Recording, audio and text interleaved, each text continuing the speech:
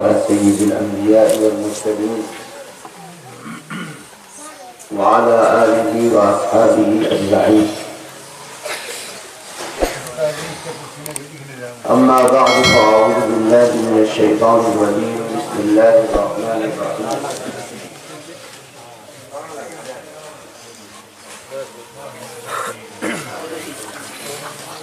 هل يستوي الذين يعلمون والذين لا يعلمون إنما يتذكر أولو الألباب. صدق الله العظيم. حضرات علماء دان اور ہم سب کے بڑے سرپرست ذمہ حضرت صوفی منشی کا دامت برکاتہ اور اس قرآنی مجلس میں انتہائی محبت کے ساتھ جمع ہونے والے نوجوان، بزرگ، پیارے بچے، بچیاں، پردہ نشین خواتین، اللہ تبارک و تعالیٰ کا بے حد احسان ہے کہ پروردگار عالم نے اپنے گھر میں مسجد کے اندر اس مبارک محفل میں ہم سب کو جمع ہونے کی سعادت نصیب فرمائے. اللہ تعالیٰ اس جمع ہونے کو ہم سب کے لیے خیر کا، برکت کا، عافیت کا، مغفرت کا ذریعہ بنائے. میرے دوستوں، آپ حضرات کافی دیر سے مختلف دین کی باتیں سن رہے ہیں اور فائدہ حاصل کر رہے ہیں، معلومات بڑھا رہے ہیں، علم میں اضافہ ہو رہا ہے. یہ یقینی بات ہے کہ آپ حضرات دین کی محبت اور تڑپ رکھتے ہیں، اور دین کی محبت کا ہی نتیجہ ہے کہ آپ کے بچے اور بچیاں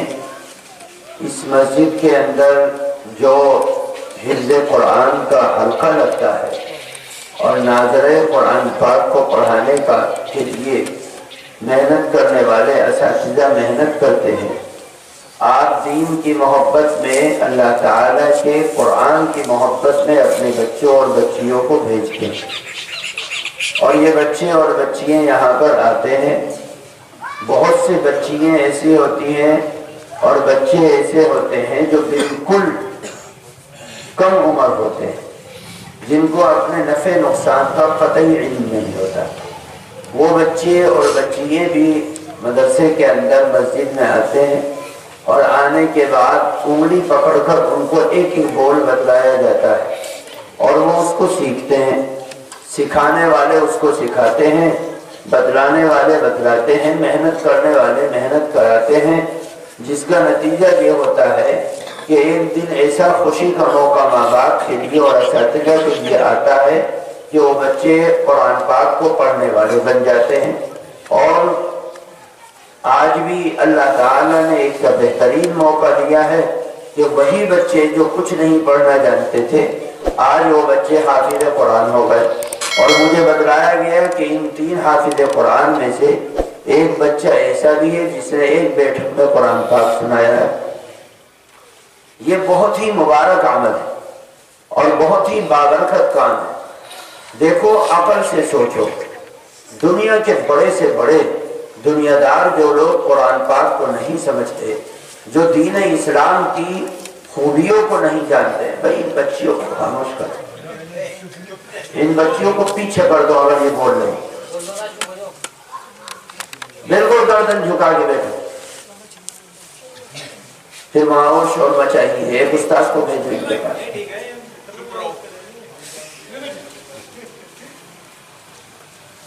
میں عرض یہ کر رہا تھا کہ جو آدمی دین اسلام کے بارے میں قطعی نہیں جانتا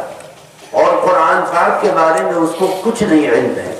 اور اس کے سامنے ہم یہ کہتے ہیں کہ بھئی ہمارے بچے، چھوٹے چھوٹے بچے، 8 سال کے بچے، 10 سال کے بچے اور 10 سال کی بچیاں،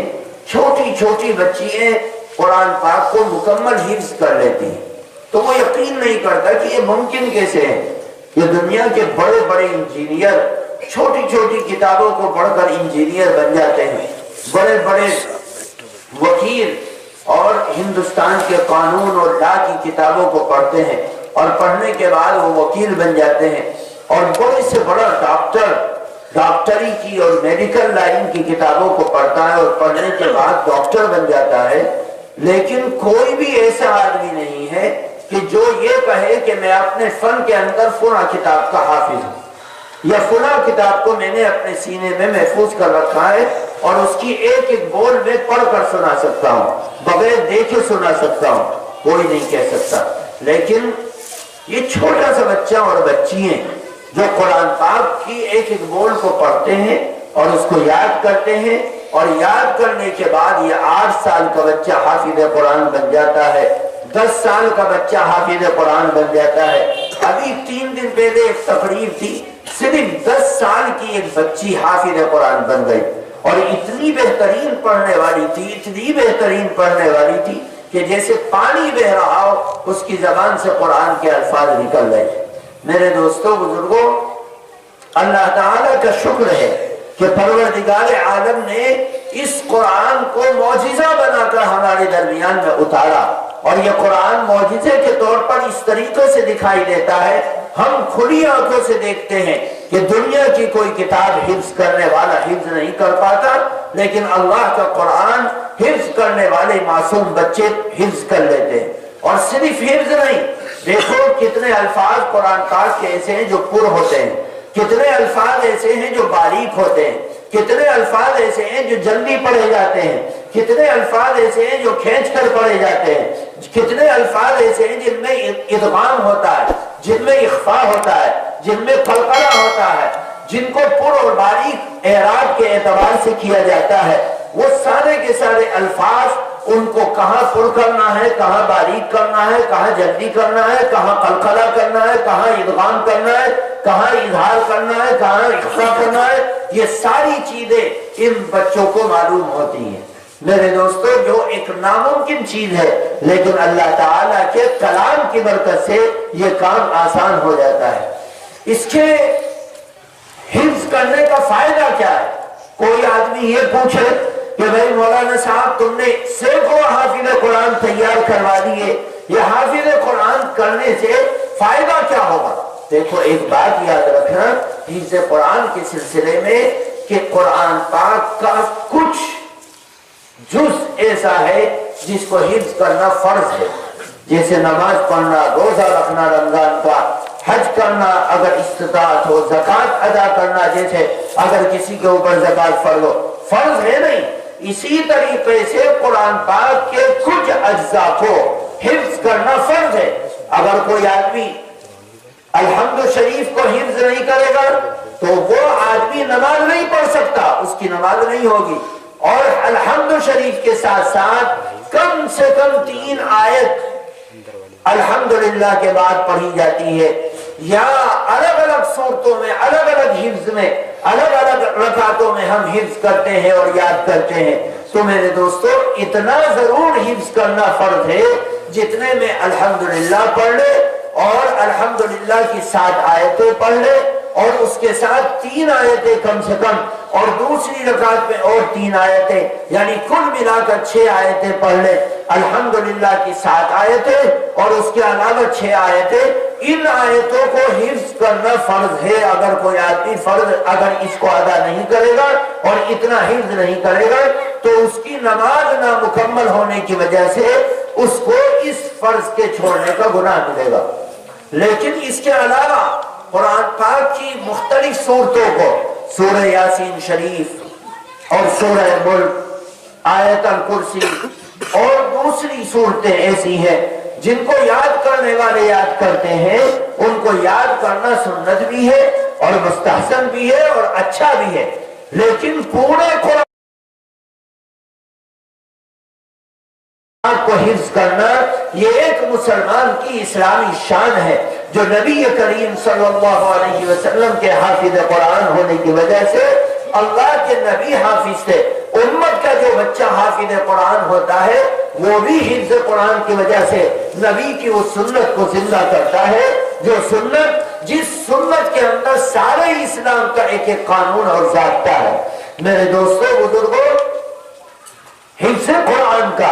سب سے بہترین فائدہ یہ ہے کہ دنیا کے اندر نقد فائدہ یہ ہے کہ جو آدمی حافظ قرآن ہوتا ہے اس کا دل اللہ سے جڑا رہتا ہے اور وہ اللہ تعالیٰ سے گویا کہ گفتگو کرتا ہے اور بات کرتا ہے۔ ہم جیسے لوگ جن کو سارے دن ساری رات مشغولیت اور مصروفیت رہتی ہے، ہم جب اپنے طلبہ کے کمروں سے کہ باہر سے گزرتے ہیں تو بس اوقات ایسا ہوتا ہے کہ رات میں بچے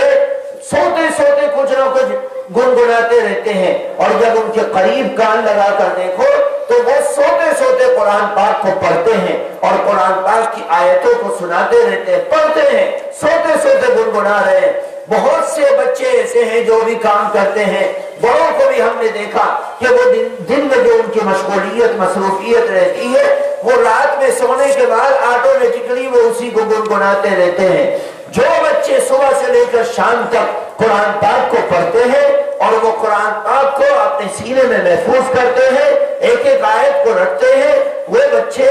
رات میں جب سوتے ہیں تو آٹومیٹکلی ان کی زبان پر قرآن کی آیتیں آتی ہیں۔ جب دنیا کے اندر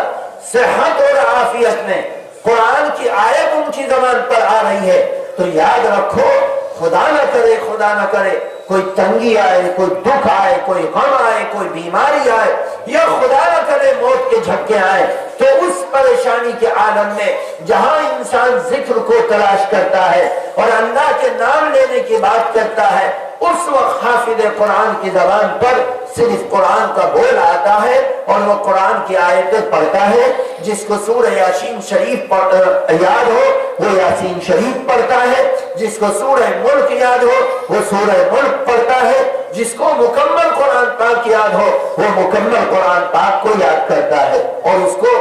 پڑھتا ہے۔ میرے دوستو، قرآن پاک کا نقد فائدہ یہ ہے کہ انسان مومن قرآن کے قاری کی زندگی اس دنیا کے اندر قرآن سے جڑ جاتی ہے، اور قرآن اللہ کا کلام ہے، اللہ کا وصف ہے۔ یہ ایسا ہی ہے جیسا کہ کوئی آدمی کہے کہ میرا پروردگار ساری دنیا کو جگانے والا ہے، ساری دنیا کو زندہ کرنے والا ہے،